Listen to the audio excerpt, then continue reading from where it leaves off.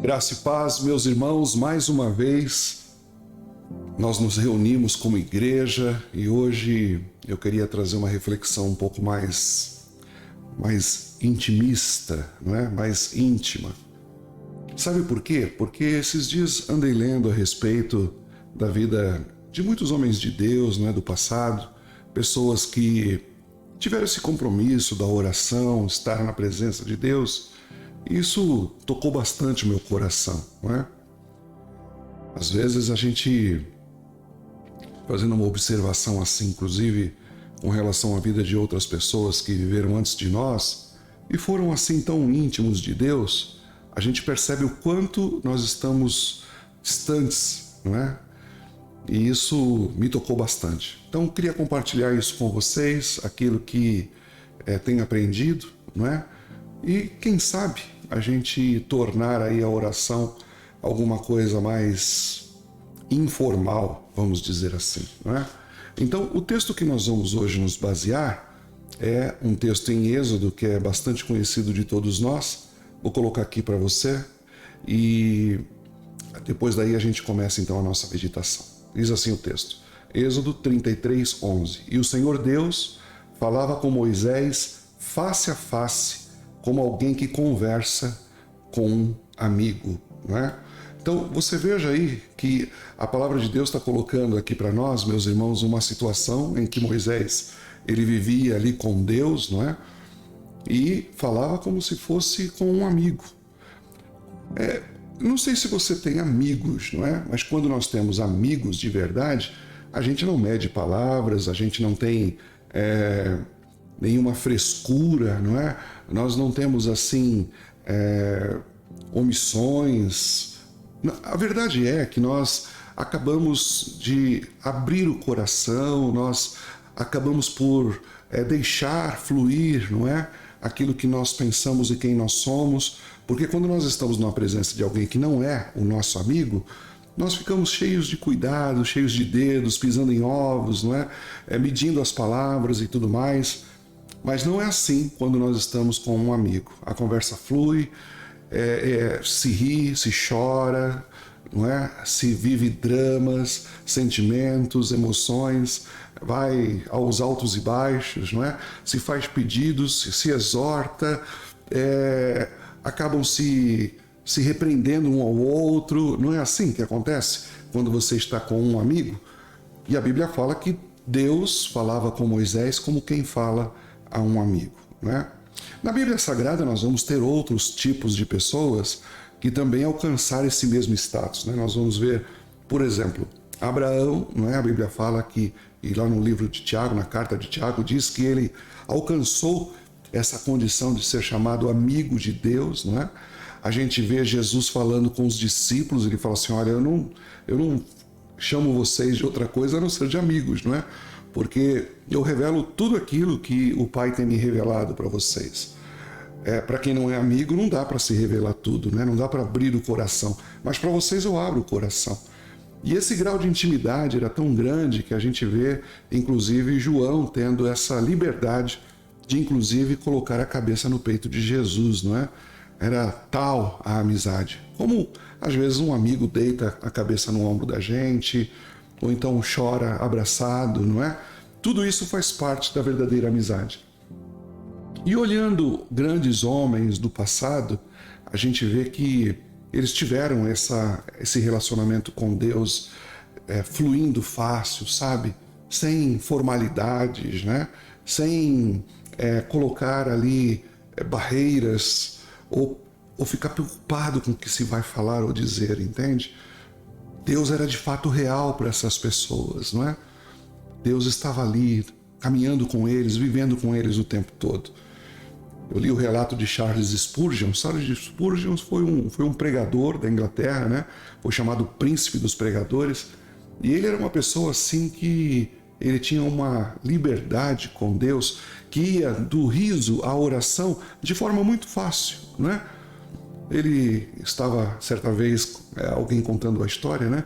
Diz que ele estava certa vez junto de um grupo de pessoas e estava com tanta sede que alguém lhe deu um copo d'água e ele falou assim, puxa, vamos agradecer a Deus por isso, não é?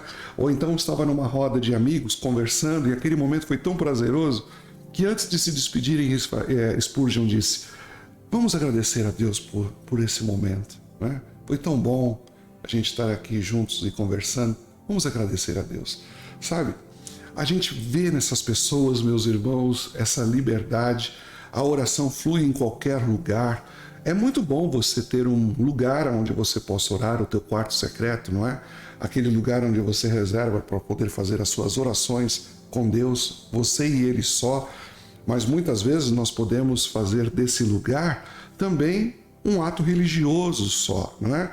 Nós temos que tomar o cuidado para poder não fazer com que esse lugar onde nós oramos se torne tão mecânico que a gente só consiga orar ali, né?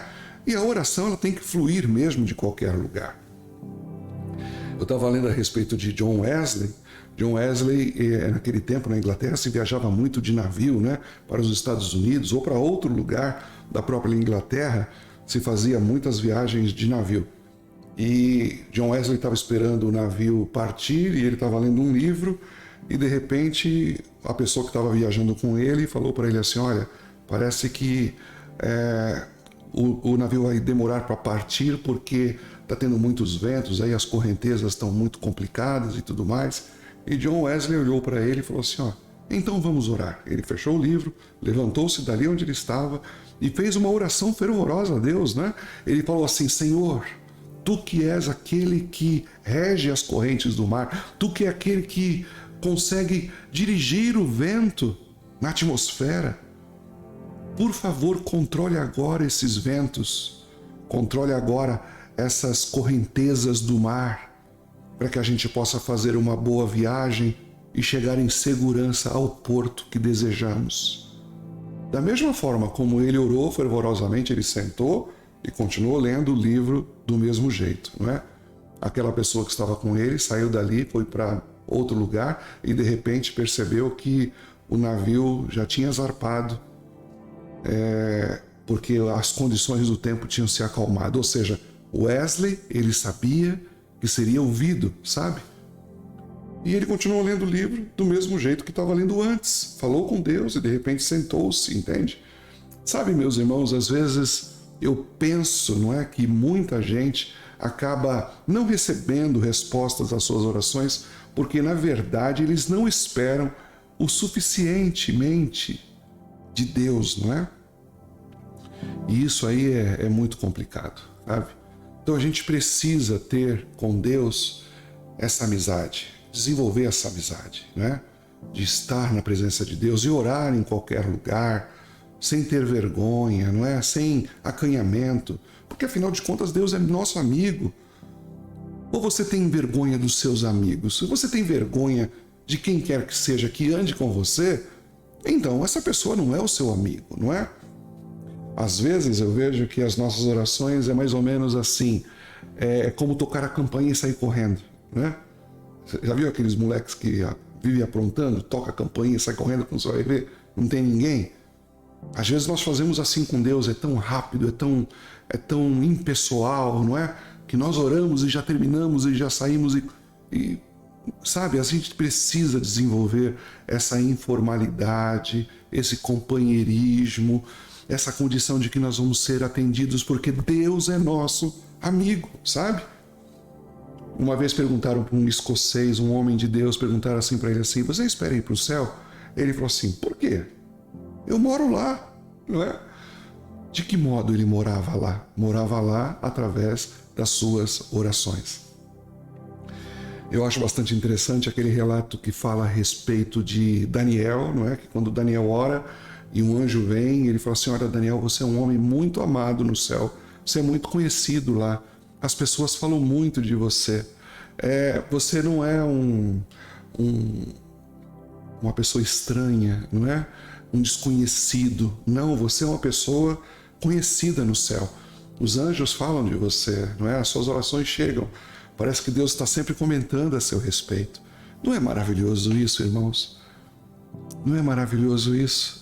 Será que você não anseia isso no seu coração, de ter com Deus essa liberdade, essa informalidade de você chegar diante dele em qualquer lugar e usufruir da amizade do Deus Todo-Poderoso, não é? Será que você tomou consciência de que quando você fala com Deus, você está entrando naquele lugar que é chamado Santo dos Santos, aonde os serafins voam de um lado para o outro, tampando as suas faces, mas esse caminho está completamente aberto para você poder chegar à presença de Deus, e você pode chegar e entrar no lugar santo dos santos, aonde você estiver, aonde você estiver.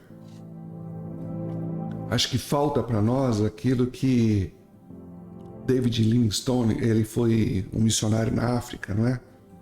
E ele certa vez orou e as pessoas ouviram ele orando assim: Senhor, eu sinto que o meu coração ainda não é fervoroso como deveria ao Senhor. Eu preciso te amar mais intensamente, com mais fogo, com mais chama dentro do meu coração.